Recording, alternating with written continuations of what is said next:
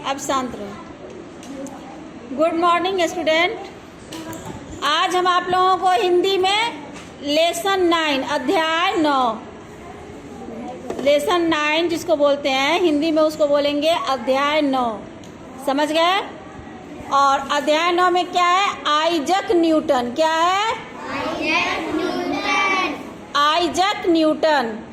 तो इस अध्याय में बताया गया है कि निर्धन व साधन रहित व्यक्ति भी इच्छा शक्ति द्वारा महान व्यक्ति बन सकता है। यानी जो व्यक्ति निर्धन जो व्यक्ति निर्धन है, गरीब है, निर्धन किसको कहते हैं? गरीब को।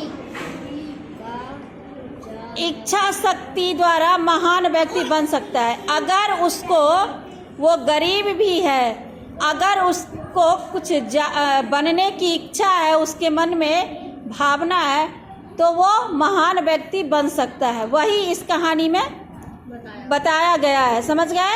आइजक न्यूटन जो है सो। तो इसमें देखो, न्यूटन का जन्म एक निर्धन परिवार में हुआ था। लेखक आइजक न्यूटन के बारे में बता रहे हैं इस कहानी में। तो आइजक न्यूटन जो थे, क्या थे? एक निर्धन परिवार में उनका जन्म हुआ था, यानी गरीब परिवार में जन्म हुआ था। उसकी माँ खेतों में काम करती थी। अरे न्यूटन की माँ क्या करती थी? खेतों में काम करती थी। तो खेत में जो काम करते हो तो गरीब लोग ही होते हैं जो खेतों में काम करते हैं। अमीर लोग तो रखते हैं ना काम करने वाले। वह न्यूटन को पढ़ाना चाहती थी, परंतु उसके पास पढ़ाने के लिए पैसे नहीं थे। मतलब इतनी गरीब थी जो कि वो चाहती थी कि हम अपने बेटे को पढ़ाएं, लेकिन उस पैसे नहीं थे उनके पास, तो पढ़ाती कैसे? उसका पूरा नाम था आइजक न्यूटन। क्या था? Isaac Newton. न्यूटन का मन खेती के काम में नहीं लगता था। न्यूटन जो थे वैज्ञानिक, हमारे न्यूटन वैज्ञानिक थे ना, तो वो हमारे वैज्ञानिक जो थे उनको ना खेतों में काम करना नहीं अच्छा लगता था। होता है ना, बहुत बच्चे नहीं काम करना चाहते, उनको पढ़ाई लिखाई या कोई दूसरा काम करने में मन लगता हो तो नहीं अच्छा लगता था। वह पढ़ाई के लिए बेचैन रहता था। क्या? उनको पढ़ने में ज़्यादा रुचि थी। वो चाहते थे हम खेत में नहीं काम करें, हम पढ़ाई करें। अरे लड़कियाँ, तुम लोग शोर मचा रही हो। सप्ताह में एक बार उसे शहर जाने का अवसर मिलता था। एक बार मतलब उनको सप्ताह कितने दिनों का होता है? 7 दिनों का होता है ना। उस 7 दिनों में उनको एक दिन मिलता था मौका शहर जाने का। जैसे तुम लोग गांव जाते हो और शहर में रह रहे हो ना, तो वैसे उनको शहर जाने के लिए एक दिन सिर्फ मौका मिलता था। उसे किसी बड़े आदमी के साथ सामान लेने शहर भेजा जाता था। यानी उनके गांव में जो अमीर लोग थे, बड़े लोग थे, उनके साथ उनको भेजते थे सामान लाने के लिए। न्यूटन किस वजह से जाते थे शहर? तो किसी बड़े आदमी के साथ सामान लाने के लिए जाते थे।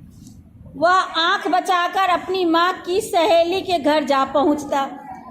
तो उनकी माँ की सहेली रहती थी शहर में। वो माँ से आंख के ओझल हो जाते थे, मतलब माँ से छुपा के बचा के वो उनकी सहेली के यहाँ चले जाते थे। जो मम्मी की सहेली थी उनके यहाँ चले जाते थे। वहाँ उसे किताब पढ़ने को मिल जाती थी। उनके सहेली के घर में किताब था, सहेली अमीर थी, तो उनके यहाँ इनको किताब पढ़ने को मिल जाता था। सहेली का भाई न्यूटन की पुस्तकों के प्रति रुचि देखकर यह जान गया कि बालक पढ़ना चाहता है। तो उनकी माँ की जो सहेली थी, उसका भाई देखा तो उसके मन में आ गया कि शायद ये लड़का पढ़ना चाहता है लेकिन पढ़ नहीं पा रहा है अपनी गरीबी की वजह से। तो उसने उसकी पढ़ाई का खर्चा उठाने का जिम्मा अपने ऊपर ले लिया। तो सहेली का जो भाई था उसने कहा कि इस लड़के के पढ़ाई में जो भी खर्चा लगेगा उसका मैं जिम्मेवारी उठाऊंगा, इसको मैं पढ़ाऊंगा। न्यूटन आरंभ से ही कुछ न कुछ नया बनाने में लगा रहता था। वो बचपन से ही मतलब इस टाइप के बच्चे थे जो कि बचपन से ही कुछ न कुछ नया बनाने, नया कर दिखाने के होड़ में हमेशा लगे रहते थे। वह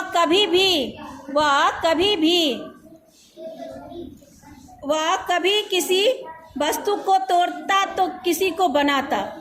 वो किसी वस्तु को कभी तोड़ देते थे या कभी किसी वस्तु को बना डालते थे, मतलब बिगाड़ के भी फिर से बना लेते थे।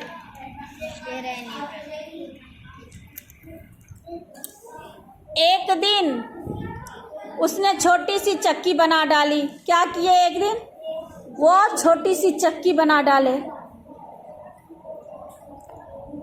चक्की को चलाने के लिए मशीन की जगह एक डिब्बा में चूहा बंद कर दिया।